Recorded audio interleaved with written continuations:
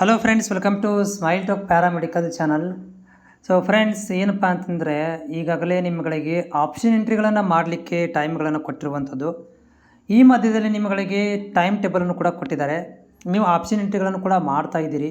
Option entry ಮಾಡೋದ್ರ ಜೊತೆಗೆ important ಏನಂತಂದರೆ ಇಲ್ಲಿಗ ಸರ್ ನೋಡಿ, ನಮ್ಮ ಒಂದು ಈಗ ಆಪ್ಷನ್ ಎಂಟ್ರಿ ಮಾಡಿದ್ದೀವಿ, ಒಂದು ಕಾಲೇಜ್ ಇಷ್ಟ ಆಗಿರಲಿಲ್ಲ ಅಥವಾ ಅಲ್ಲಿ ಮಿಸ್ ಆಗಿ 1,00,000 ರೂಪಾಯಿದು ಫೀಸ್ದು ಆ್ಯಡ್ ಆಗಿಬಿಟ್ಟಿದೆ, ಅದನ್ನು ರಿಮೂವ್ ಮಾಡಬೇಕಾಗಿದೆ.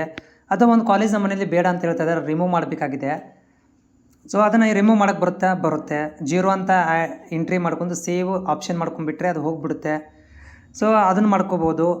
ಆಮೇಲೆ ಇನ್ನೊಂದು ಏನಂತಂದರೆ, ಈಗ ನೀವು ಕಾಲೇಜ್ಗಳನ್ನು ನೋಡಿ, ಸರ್ ನಾನು ನಿನ್ನೆ ಸೇರಿಸಿದ್ದೆ ಇವತ್ತು ಸೇರ್ಸೋಕೆ ಸೇರಿಸ್ಬೋದು. 30 ತಾರೀಕು ತನಕ ನಿಮ್ಗಳಿಗೆ ಆ್ಯಡ್ ಮಾಡ್ಬೋದು, ಡಿಲೀಟ್ ಮಾಡ್ಬೋದು, ನೀವು ಏನು ಬೇಕಾದ್ದು ಮಾಡ್ಕೋಬೋದು.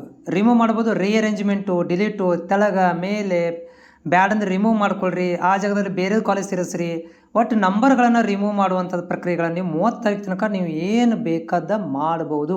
ಅದಕ್ಕೆ ಯಾವುದೇ ಥರದಂಥ ನಿಮಗೆ ತೊಂದರೆ ಆಗೋದಿಲ್ಲ. ಯಾಕಂದರೆ 30 ತಾರೀಕಿನ ಒಳಗಡೆ ನೀವು ಆಪ್ಷನ್ ಎಂಟ್ರಿ ಮಾಡಲಿಕ್ಕೆ ಕೊನೆ ದಿನಕ್ಕೆ ಇರುವಂಥದ್ದು.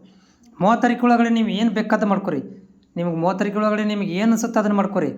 ಆದರೆ 30 ತಾರೀಕಿನ ಮೇಲೆ ನಿಮ್ಗೆ ಏನು ಮಾಡೋಕ್ಕಂದ್ರೆ ಆ್ಯಡ್ ಮಾಡೋಕ್ಕೆ ಕೊಡೋದಿಲ್ಲ, ಮತ್ತು ಏನು ಮಾಡ್ಲಿಕ್ಕೆ ಕೊಡೋದಿಲ್ಲಪ್ಪ ಅಂತಂದರೆ ಆ್ಯಡ್ ಮಾಡ್ಕೊಳ್ಳಿಕ್ಕೆ ಕೊಡೋದಿಲ್ಲ. ಆ ರೀಅರೇಂಜ್ಮೆಂಟ್ಗಳನ್ನು ಎಲ್ಲಿ ತನಕಪ್ಪ ಅಂದರೆ 30 ತಾರೀಕು ನಂತರ ಮತ್ತೆ ಮೋಕ್ ರಿಸಲ್ಟ್ ಬಂದ ಮೇಲೆ ನಿಮ್ಗೆ ರೀಅರೇಂಜ್ಮೆಂಟು ಆ್ಯಡ್ ಮಾಡೋಕ್ಕೆ ಕೊಡೋದಿಲ್ಲ.